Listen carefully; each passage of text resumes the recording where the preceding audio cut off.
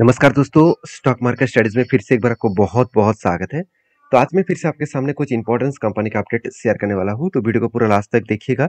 और अभी तक आपने चैनल को सब्सक्राइब नहीं किया तो जरूर कर लीजिएगा। कंटिन्यूअसली इन्फॉर्मेशन और अपडेट्स पाने के लिए चैनल के ऊपर बने रहिएगा।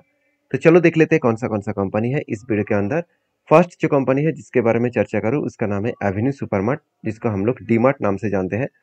तो बहुत दिनों के इंतजार के बाद फाइनली कंपनी का एक ब्रेकआउट लेवल देखने को मिला। मैं बहुत दिनों से इंतजार कर रहा हूँ इस लेवल का, क्योंकि मुझे कमेंट्स किया गया और मैं बहुत बार आपको वीडियो बनाकर शेयर किया कि जब तक इस रेंज को ना ब्रेकआउट करे तब तक कुछ डिसीजन में नहीं लूंगा। तो फाइनली वो रेंज को ब्रेकआउट कर चुके हैं। क्या अभी मेरा डिसीजन एंटी लेवल हो चुके हैं? क्या मैं एंटी लेने वाला हूँ? चलो उसके बारे में चर्चा कर लेता हूँ। तो कहाँ पे ब्रेकआउट हुआ उससे पहले, उसको जानने से पहले कंपनी का बिजनेस के बारे में थोड़ा सा समझ लेते हैं। कंपनी का कुल मिलाकर जो दिसंबर 2023 के रिपोर्ट के हिसाब से करीबन 350 के ऊपर स्टोर्स है अक्रॉस 22 सिटीज में। और union territories with 11.8 million square foot area में टोटल कंपनी का बिजनेस चला है। तो बिजनेस के हिसाब से बात करूँ तो कंपनी का रिटेल बिजनेस है और इस रिटेल बिजनेस में बहुत ज़्यादा कंपटीशन भी है, जहाँ पे रिलायंस के साथ, टाटा के साथ और भी बहुत सारे कंपनी के साथ इसको टक्कर लेना पड़ रहा है। तो फूड का जो बिजनेस है, यहाँ से कंपनी का रेवेन्यूज 56% आ रहा है। नॉन फूड जो एफएमसीजी प्रोडक्ट है उसके ऊपर 21% का बिजनेस है।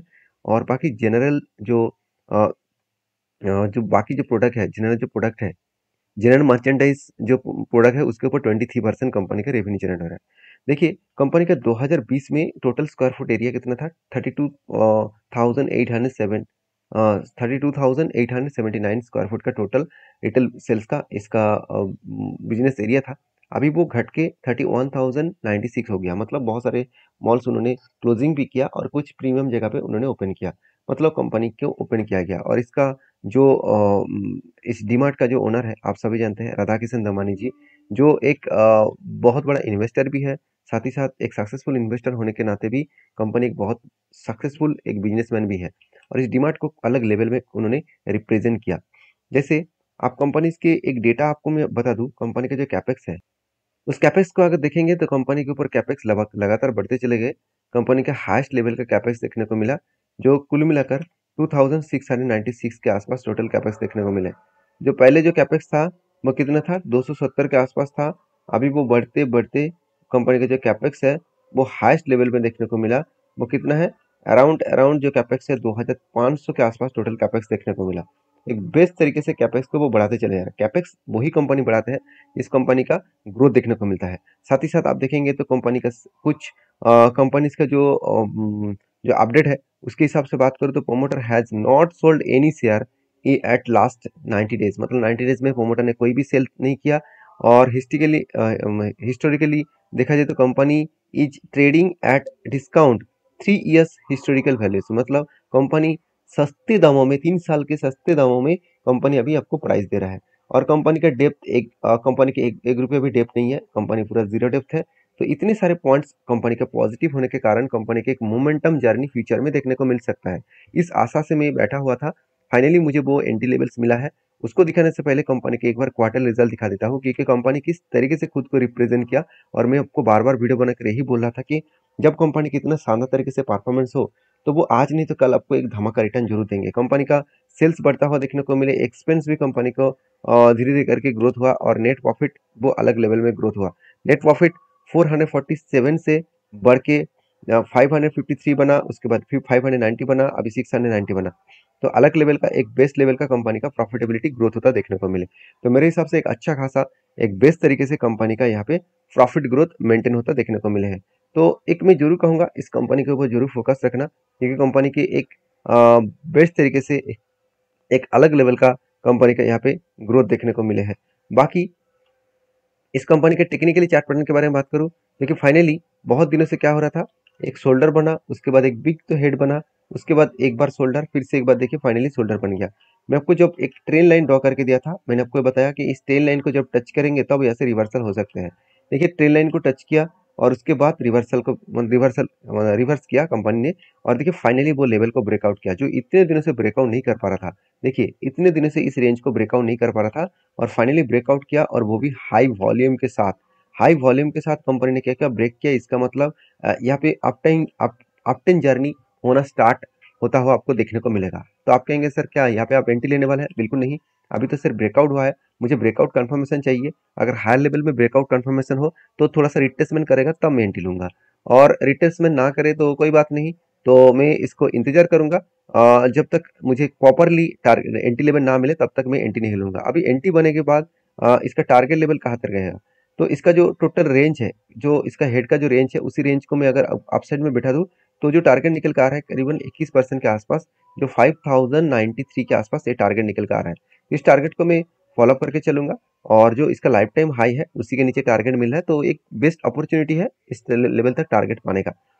बाकी आपके क्या ओपिनियन है जरूर कमेंट्स करके बताना। नेक्स्ट जो कंपनी है उसका नाम है Indian railway energy development agency, मतलब जिसको हम लोग IREDA नाम से जानते हैं। तो इरिडा जो है वो एक, देखा जाए तो एक ऐसी कंपनी है जिसका मार्केट कैप करीबन 37,000 करोड़ के आसपास है, और इस कंपनी फ्यूचर में एक अलग लेवल का ग्रोथ देने का पोटेंशियल रखते हैं। क्योंकि बेसिकली इस कंपनी का बिजनेस क्या वो समझ लीजिए, क्योंकि बहुत सारे लोगों का मुझे कमेंट्स था सर इरिडा एक्चुअली काम क्या करते हैं। देखिए बेसिकली इस कंपनी का बिजनेस है रिन्यूएबल एनर्जी के ऊपर, और वो भी किसका, गवर्नमेंट रिन्यूएबल एनर्जी। इसका काम है अगर किसी जगह पे सोलर प्रोजेक्ट लगाए जा रहे हैं तो उसके लिए जो लोन कैपेसिटी है, मतलब आपको लोन देने का काम इस कंपनी करते हैं। अभी देखिए इतने दिनों से कंपनी तो गवर्नमेंट के ऊपर काम कर रहे थे, अभी डोमेस्टिकली वो काम करना स्टार्ट कर चुके हैं। मतलब कोई भी कंपनीज में अगर सोलर पैनल लगाना चाहते हैं तो उसके लिए जो लोन का प्रोवाइड है, मतलब लोन उसको जो चाहिए उसको लोन प्रोवाइड इरिडा कंपनी कर देंगे। तो कंपनी का बेसिकली इसी का काम है, और इसी बेसिस में कंपनी आगे बढ़ेंगे, जहाँ पे गवर्नमेंट से लेकर बाकी सारे रिन्यूएबल एनर्जी के ऊपर आपको, डेवलपमेंट एजेंसी के ऊपर आपको ये सारी चीज देखने को मिल जाएगा। अभी इस कंपनी के ऊपर जो आप मतलब इस कंपनी का जो पेयर कंपनी है उसमें आप देखेंगे तो इरिडा जो है टॉप 4 कंपनीज के ऊपर नाम दाखिल करा चुके हैं, जिसका मार्केट कैप करीबन 37,000 करोड़ के आसपास है। अभी इस कंपनी के ऊपर जो क्वार्टर रिजल्ट है उसको देखेंगे तो आप थोड़ा सा यहाँ पे थोड़ा सा शानदार तरीके से परफॉर्मेंस देखने को मिलेगा। रेवेन्यूज देखिए हर साल में कंपनी बढ़ाते चले गए, उसके साथ साथ इंटरेस्ट भी कंपनी मेंटेन्स किए, जिसके बेसिस में कंपनी का नेट प्रॉफिट अलग लेवल में ग्रोथ हुआ। तो यहाँ पे क्वेश्चन ये आ रहा है कि जब कोई कंपनी इतने शानदार तरीके से परफॉर्मेंस करे, क्या उस कंपनी के ऊपर कंटिन्यू करना चाहिए? कभी भी अगर सिचुएशन मिले, कभी भी अगर कोई ट्रेड मिले, तो उस ट्रेड को जरूर आपको सोचना चाहिए। जैसे कंपनी का देखिए ROE, return of equity, best तरीके हर साल में देखने को मिला। नेट प्रॉफिट मार्जिन जो 16% था उसमें 20%, उसके बाद 25% के आसपास देखने को मिले। तो बेस्ट तरीके से यहाँ पे क्या हुआ, इस कंपनी के जो नेट प्रॉफिट मार्जिन है वो देखने को मिला। बाकी इस कंपनी का जो टेक्निकली चार्ट पैटर्न्स है उसके बारे में चर्चा करूँ, टेक्निकली चार्ट पैटर्न्स का, तो फाइनली क्या हुआ, यहाँ पे देखिए कंपनी धीरे धीरे करके ऊपर गया। इस रेंज में कंपनी क्या किया, होल्ड किए, और उसके बाद क्या हुआ, यहाँ पे ब्रेकआउट हुआ। तो होल्ड होने के बाद ब्रेकआउट हुआ, ब्रेकआउट होने के बाद देखिए कंपनी धीरे धीरे करके ऊपर गया, और देखिए यहाँ पे एक रेंज क्रिएट किया, उसके बाद देखिए नीचे आया, इस लेवल को टच किया, मतलब यहाँ पे एक रेजिस्टेंस है, और यहाँ पे क्या है, एक सपोर्ट बन चुके हैं। तो इसी सपोर्ट को वो टच किए, मतलब सपोर्ट 1 था, और इसके बाद सपोर्ट 2 बना, और यहाँ से देखिए कंपनी रीबैक कर रहा है, मतलब यहाँ से वो बाउंस बैक कर सकते हैं। अभी इस कंपनी की एक डेटा मैं आपको दिखा दूं, देखिए कंपनी एक टाइम ओवरसोल्ड जोन में था, और अभी देखिए जब ओवरसोल्ड जोन में था तब मैंने आपको बताया था कि कंटिन्यू कंपनी हाई करते चले जा रहे हैं, तो इतना रिस्की जोन में कभी भी बाई करना ठीक नहीं होगा। तो जब यहाँ पे नीचे आएगा मतलब है जब इस लेवल तक आएगा, इस रेंज तक वो टच करेंगे, तो अब इसका RSI भी आपको नीचे देखने को मिलेगा। तो फाइनली RSI नीचे देखने को मिला, तो मुझे उतना सक्सेसफुली यहाँ पे कोई ट्रेड नहीं दिख रहा है कि हाँ चलो यहाँ पे रीबैक कर रहे हैं और मैं एंट्री ले लूंगा, ऐसे मुझे अभी तक देखने को नहीं मिला, क्योंकि जो वॉल्यूम है वो बहुत वीकनेस के हिसाब से यहाँ पे ब्रेकआउट किया है, और सॉरी रिवर्सल किया है। तो मैं यहाँ पे कोई एंट्री नहीं लिया, जब तक मुझे यहाँ पे फिर से एक बार रिटेस्ट करे, उसके बाद अगर ब्रेकआउट करे तो एक डब्ल्यू जैसे पैटर्न क्रिएट होगा, तब मैं एंट्री जरूर लेने वाला हूँ इस लेवल के ऊपर। तो बाकी आपकी क्या राय है जरूर मुझे कमेंट्स करके बताना।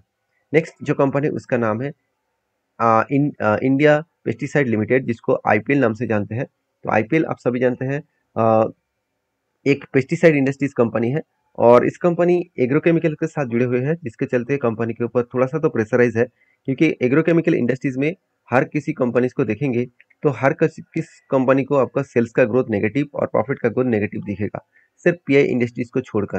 क्योंकि PI इंडस्ट्रीज एक अलग लेवल का काम कर रहा है, तो मैं PI इंडस्ट्रीज के ऊपर एक जल्द से जल्द वीडियो लेके आऊंगा, क्योंकि मुझे बहुत सारे दोस्तों का कमेंट्स भी है कि सर पीआई इंडस्ट्रीज के ऊपर एक वीडियो जरूर शेयर करना, क्योंकि वो कंपनी क्या फ्यूचर में मल्टीपल का रिटर्न देने का कैपेबिलिटी रखते हैं, वो कितना बड़ा हो सकते हैं, उसके ऊपर मैं जल्द से जल्द वीडियो लेके आऊँगा। क्योंकि इस खराब टाइम में, जिस टाइम टोटली इंडस्ट्रीज नेगेटिव में है, उस टाइम में भी कंपनी का जो सेल्स का ग्रोथ है और प्रॉफिट का ग्रोथ है वो पॉजिटिव में है। चलो उसको अभी छोड़ो, अभी इंडस्ट्रीज पीआई सॉरी आईपीएल के बारे में बात करता हूँ। तो आईपीएल जो है उसका जो ग्रोथ है अभी थोड़ा सा वीकनेस में है। बाकी क्वार्टरली जो रिजल्ट है उसके बारे में बात करूँ तो 180 से 190, 200 और 150, एक अलग लेवल का कंपनी का सेल्स का ग्रोथ यहाँ पे देखने को मिले। एक्सपेंस को मिटाने के बाद कंपनी का नेट प्रॉफिट 35 से 43, 35 से 24 बना, मतलब कंपनी के सेल्स लगातार गिरते चले गए। इसके चलते एक बिग सेलिंग प्रेशर इस कंपनी के ऊपर देखने को मिला। अगर देखेंगे तो एक पैटर्न्स बना था, शोल्डर कम हेड कम शोल्डर बना 2 बार और फाइनली ब्रेकआउट हुआ और उसके बाद टारगेट को वो अचीव किया। उसके बाद देखिए बिग क्रैश हो गया। तो जब बिग क्रैश हुआ तो मैंने आपको ये बताया कि यहाँ पे एक रेंज बना था, एक ट्रेन में आपको ड्रॉ करके दिया हूँ। इट्स ट्रेन कंपनी के लिए स्ट्रांगली एक सपोर्ट है और वही सपोर्ट को वो रिटेस्ट किया और यहाँ से देखिए वो बाउंस करने का कोशिश कर रहा है। तो मुझे नहीं लगता उतना आसान तरीके से बाउंस करेगा, क्योंकि जो लोअर साइड का जो रेंज है वो भी देख सकते हैं। इसका लोअर साइड का जो रेंज है वो यही लेवल है। इस लेवल के अगर नीचे आए तो एक बड़ा सा फॉल आपको देखने को मिलेगा। तो अभी काम करना इस कंपनी के ऊपर थोड़ा सा रिस्की है। तो बाकी सारी चीज़ों को समझ कर सीख कर काम करिए। मेरे तरफ से सारे वीडियोस एजुकेशन पर्पस में था। आपको अगर काम करना है तो प्लीज़ एक बार सारे कंपनीज को रिसर्च करिए, उसके बाद आपको जो एडवाइज़र है उसके साथ बातचीत करके काम करिए। मिलते हैं नेक्स्ट वीडियो में, तब तक के लिए धन्यवाद।